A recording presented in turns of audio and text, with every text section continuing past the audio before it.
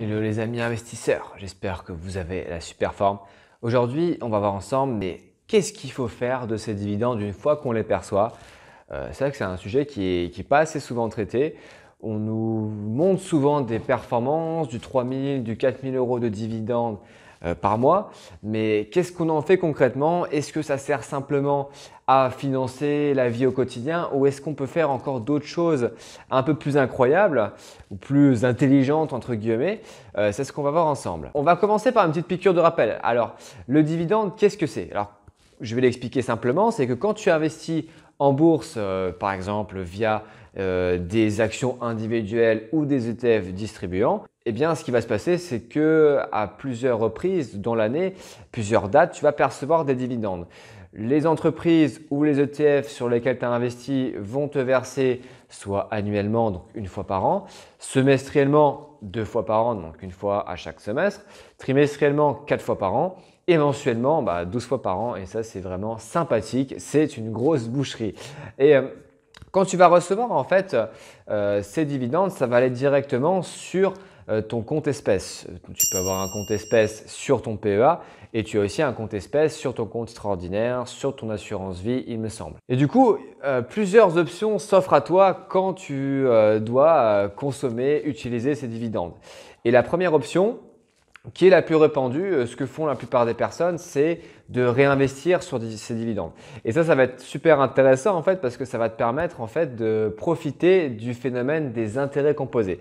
Alors, c'est quelque chose qu'on voit un peu partout. Donc, en gros, les intérêts composés, tu investis 100 euros la première année à 10%, tu as 110 la deuxième année, donc tu as gagné 10 euros.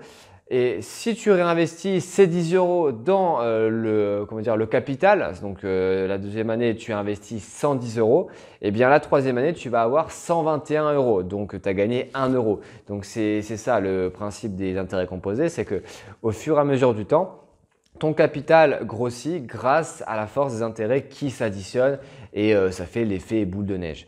Donc, en fait, c'est super intéressant ce phénomène des intérêts composés. Je commence à le voir à mon humble échelle.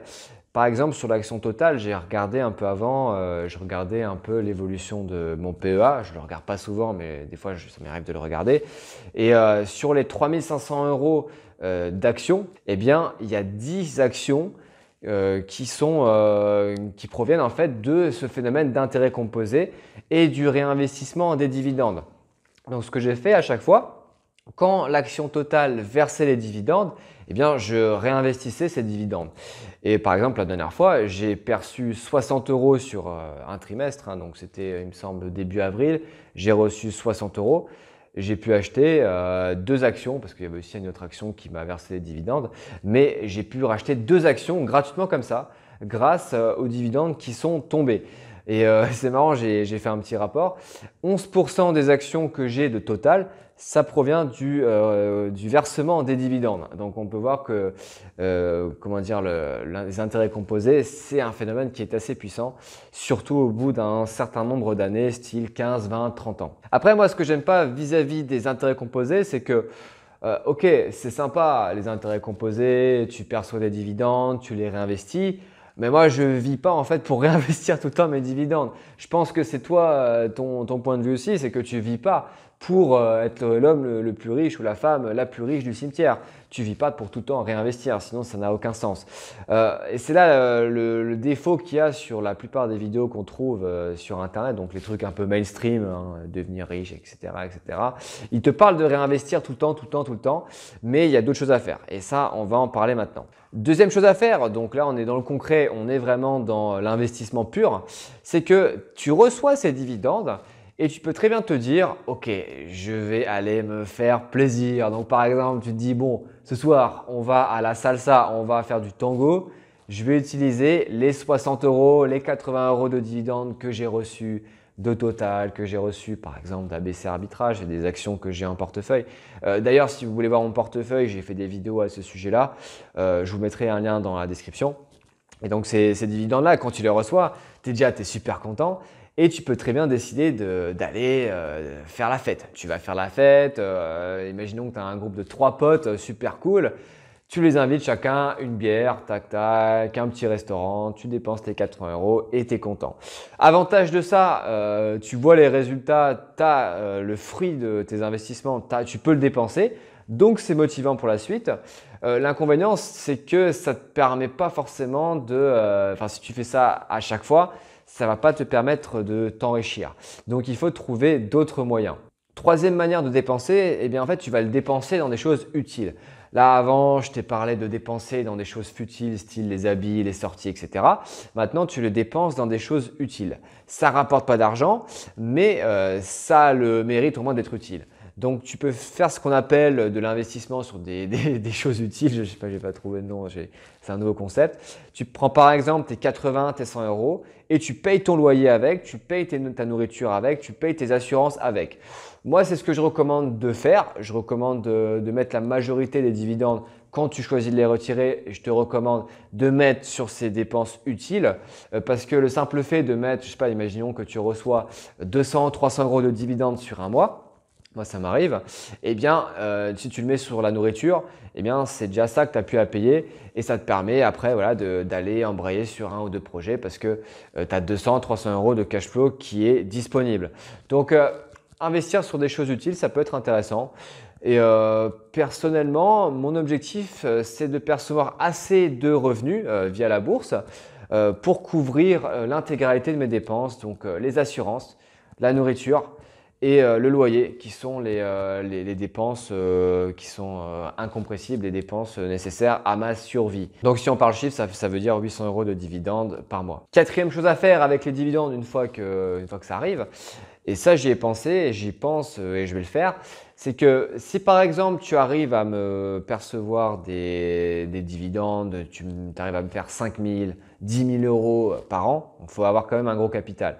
Mais c'est largement faisable, hein, franchement avec le temps c'est largement faisable. Eh bien ces 5 000 et ces 10 000 euros, tu peux ensuite les réinjecter dans un projet immobilier. Donc il faut savoir que si tu achètes un T2 donc dans une ville moyenne, ça coûte environ 100 000, 120 000 euros si je ne me trompe pas. 120 000 euros, en faisant quelques simulations, on est sur du 550 euros de mensualité sur 25 ans. 550 euros x 12, ça fait environ, allez, on va dire 6 000 euros, 6 200 euros. Donc en fait, si tu arrives à avoir 5 000, 6 000 euros de dividendes, ça te permet de financer l'acquisition de ton bien. Donc c'est incroyable. C'est que tu vas à la banque, tu vas voir le gars, situation stable, tu as les dividendes qui tombent, tu montres à ton banquier que tu as 6 000 balles qui tombent. Il va être content. Il va être content. Bon, il sera plus content que tu aies un salaire que les dividendes, mais ça va aussi rentrer en ligne de compte.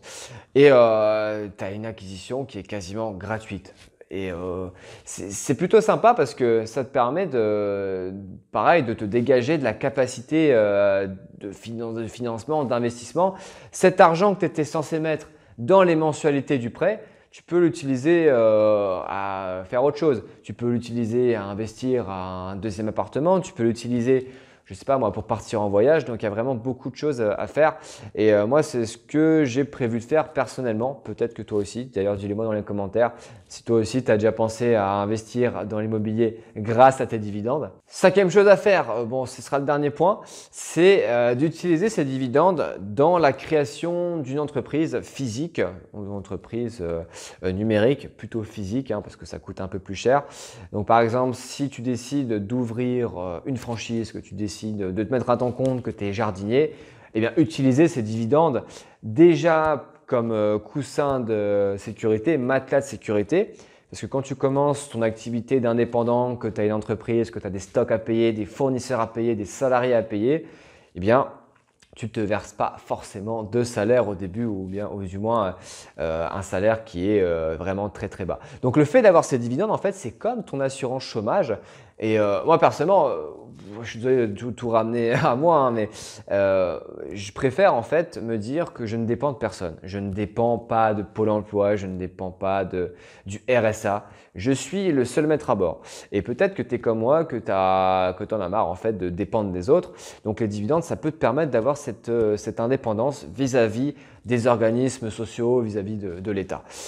Deuxième chose, c'est que quand tu as une entreprise, et d'ailleurs comme dans l'immobilier, tu peux avoir des charges imprévues, des frais imprévus, donc par exemple le coronavirus.